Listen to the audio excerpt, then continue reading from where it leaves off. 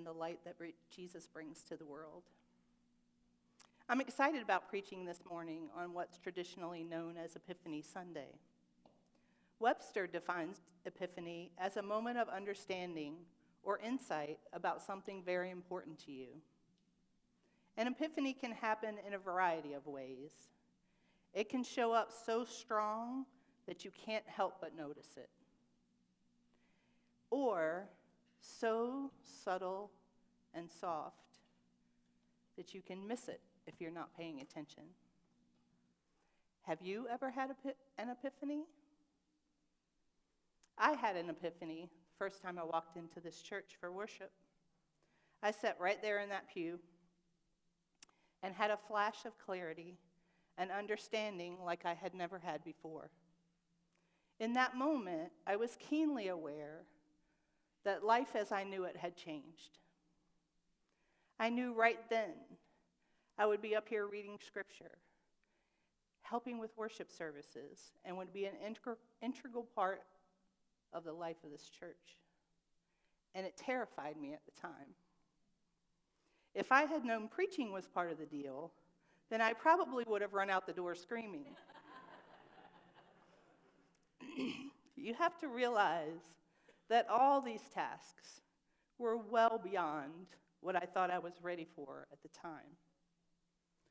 Over the past 2 years, I have lived into every aspect of that epiphany, and then some. And I have loved every minute of it. And you all have loved me into ministry, and I will be forever grateful. I had more epiphanies as I spent time reading and researching our scripture passage today. So let's unpack the text a little. There's a whole lot to unpack here, and y'all don't want to be here that long, so we're not going to unpack everything. But let's unpack some of it. Our story this morning comes from the book of Matthew, chapter 2, verses 1 through 12. The story is about the Magi, or the wise men's journey, to find and pay homage to the newborn king of the Jews. The text tells us that the Magi saw a star in the eastern sky that signaled to them his birth. So they set out on a pilgrimage to find and worship the child. The star gets the wise men as far as Jerusalem, but then it seems they lost sight of the star.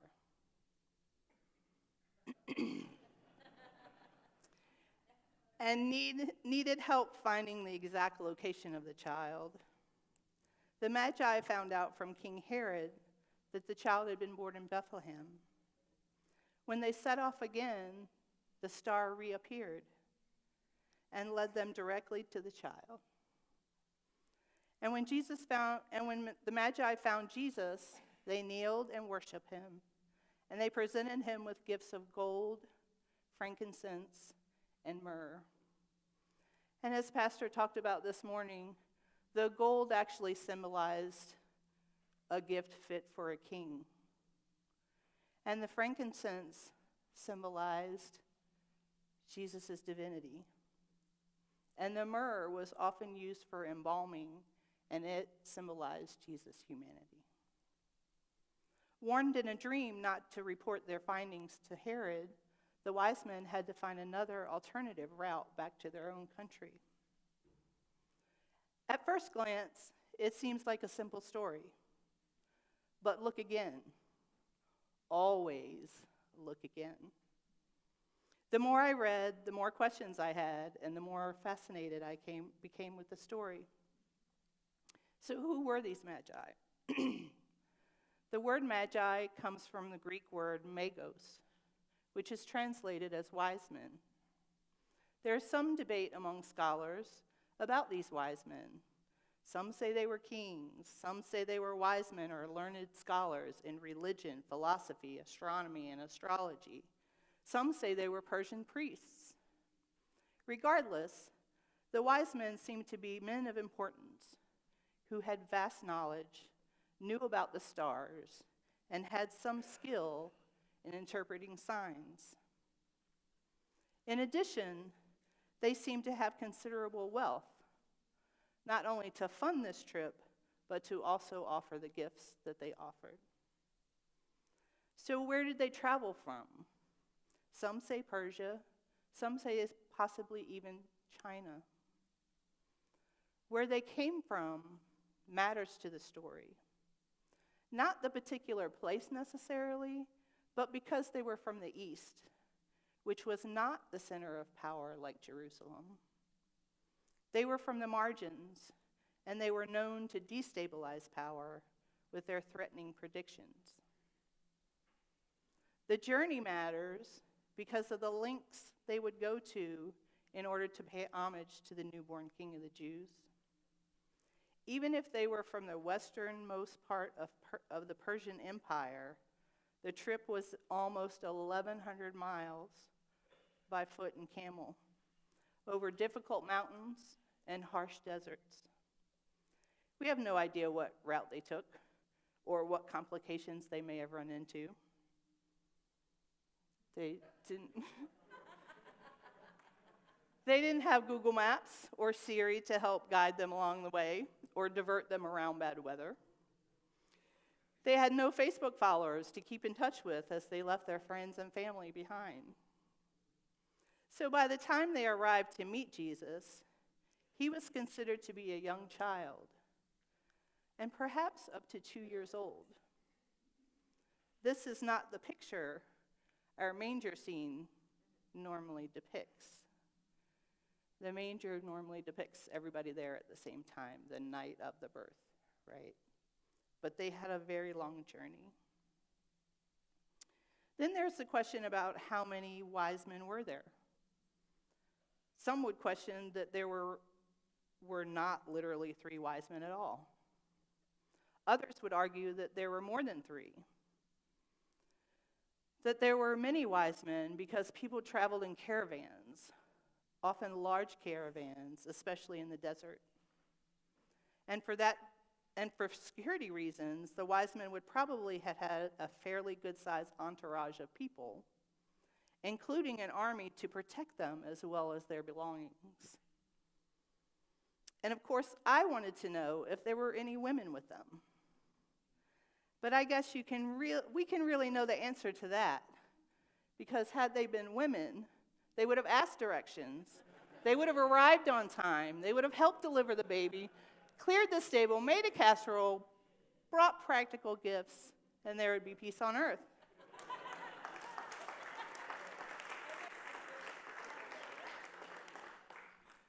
I could go on forever with questions I had.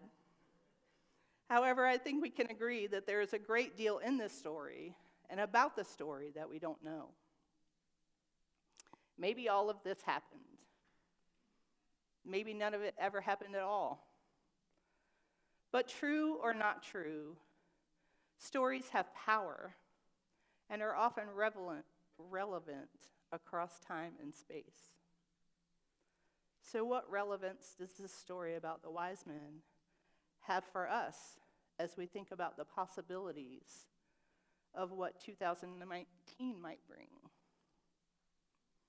I think the story is about faith, and it gives us some clues about how to live out our faith.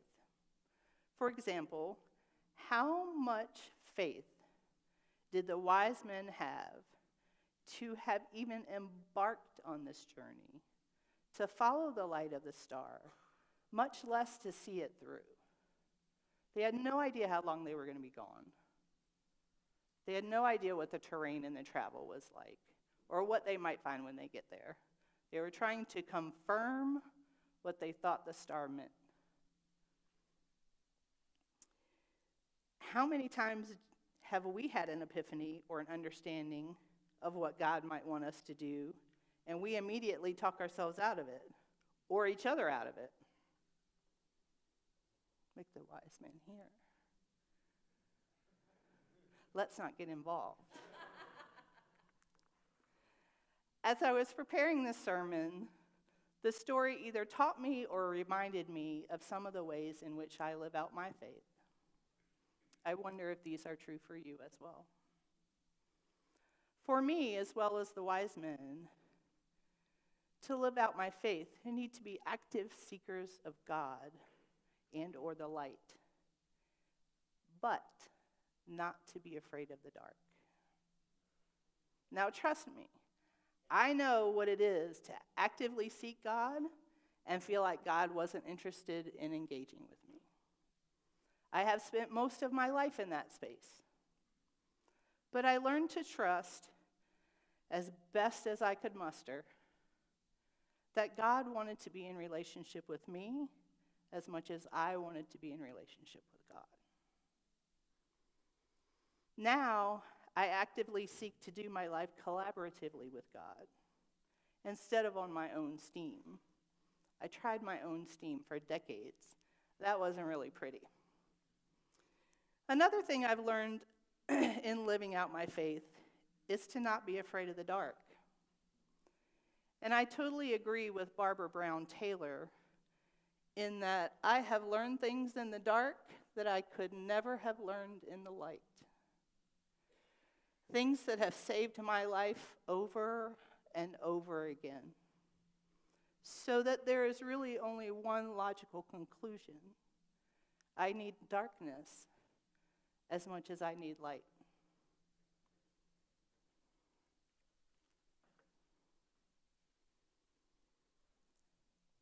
Spirit can and does often show up in unexpected places. Spirit has shown up for me in trusted friends, in people I don't get along with, in nature, in strangers on buses and elevators, which are places where we normally don't talk to each other, right? And therefore, I think we need to pay attention. Be present and pay attention to what and who is around you. I have learned that when I hear a particular thing from 3 different sources, then that is my cue that God is trying to tell me something. Really get my attention if I'm hearing it from 3 different places. As Barbara Brown Taylor would say, whoever you are human. Wherever you are, you live in this world, which is just waiting for you to notice the holiness in it. What kind of things do we notice on a daily basis that we would consider holy? Where do we see them? And from whom? I live out my faith by saying yes to God, or showing up before I feel like I'm ready. In my time here at First Church, I have said yes to God in countless ways before I believed I was ready. I have been on the phone talking to Pastor James before I realized I even called him and saying yes to whatever he's asking me. It's like, who said that? Like, there's nobody else in the room. What is happening? However, I have found that this causes me to rely more on Spirit instead of trying to do it on my own when we show up and we don't think we're ready. Therefore, I think faith requires courage.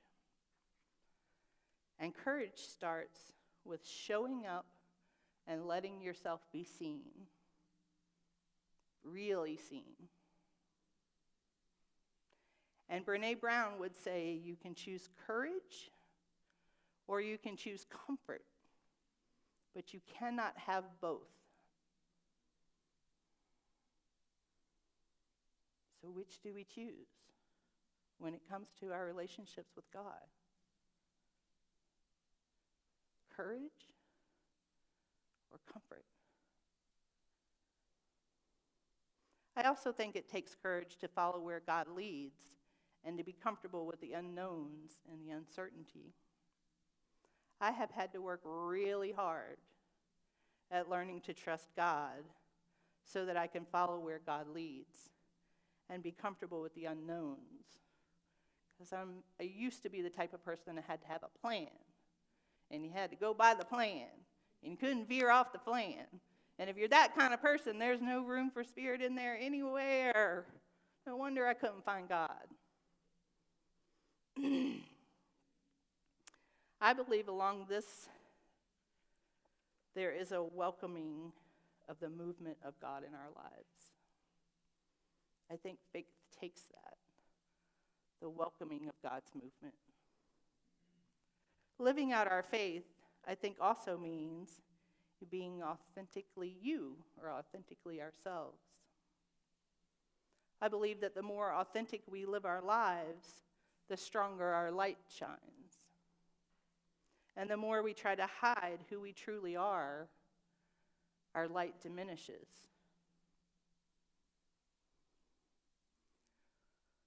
Brene would say, authenticity is the daily practice of letting go of who we think we're supposed to be and embracing who we really are. The story of the wise men seems to also be about promises. Although it is unclear in the story to whether the wise men believed the newborn king of the Jews to be the Messiah or not, it is clear that they were standing on the promise of the star, that the world as they knew it had changed, and that the child was an integral part of that change. And I know not everyone has been able to stand on a promise of God and it come true for them. In fact, I know many people who have not had that experience. I was one of them up until about 8 years ago. 8 years ago, I stood on a promise even when I didn't believe it was true, at least not for me. I wanted so badly for it to be true, but I wasn't sure God's promises would ever be true for me. I had seen it happen for so many other people, and I didn't believe it was true for me. I longed for God to show me that it was true. It is odd, I think, that I did not find this promise in the Bible, because I think that is where most people find promises that they stand on. But I also think that God uses who we are to get our attention. And I remember vividly finding my first promise from God. It was at a Cracker Barrel, of all places. While waiting in line to eat one day, I stumbled upon a plaque that read,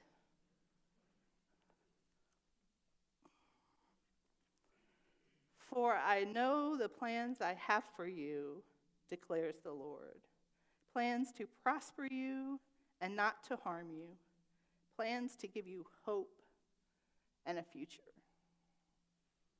This was a powerful longing when I had spent 30 years thinking that God hated me and didn't care. And I wanted deeply for it to be true. It's from Jeremiah 29:11.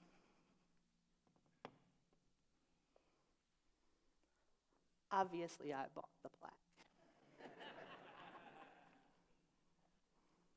I bought the plaque immediately and hung it on my wall. I found it about 3 months before I found my seminary. And I took it with me to seminary and recited it daily like a mantra, begging God to show me that it's true. And now, in 2019, I have high hopes that this will be the year that I will know it to be true in my entire being. The last thing I want to talk about that the wise men reminded me of is this: don't try to go it alone. Our parents tell us from a very young age not to go out alone, and that there's safety in numbers.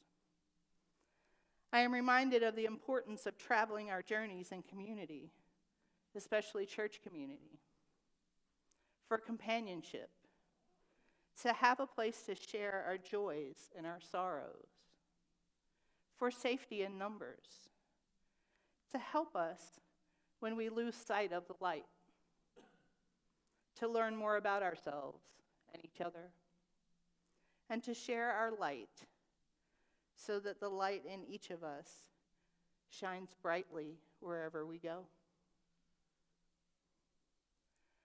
Brene Brown says that we are hardwired for connection. I believe that to be true as well. And it is a reminder of one of my favorite quotes from Barbara Brown Taylor. Every human interaction offers you the chance to make things better or worse. Every human interaction you have the opportunity to make things better for someone else and for yourself. Because often if you share your light, then you actually feel more heat of your own light, right? I think epiphanies as little cracks of light that come in to show us something we didn't know before. Remind us of something important that we forgot we knew. To connect us with other points of light, or to shine a light on what has been hidden, or to give an answer to a question we've been struggling with. This light can come in a variety of ways, and it takes us being our authentic selves and shining our own light and sharing it with others to make the world, our lives, and our communities better places to be. So where will you look for the light of God this year? How will you nurture the light in yourself? What treasure or light will you bring to each other in 2019? I will leave you with this one other quote from Barbara Brown Taylor.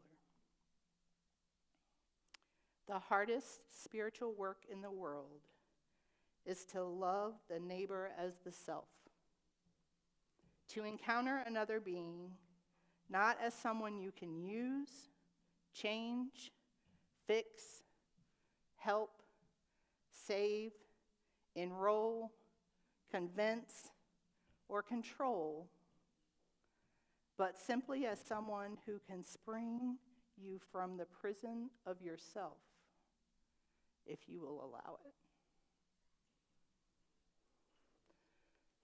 Share your light, people. Peace.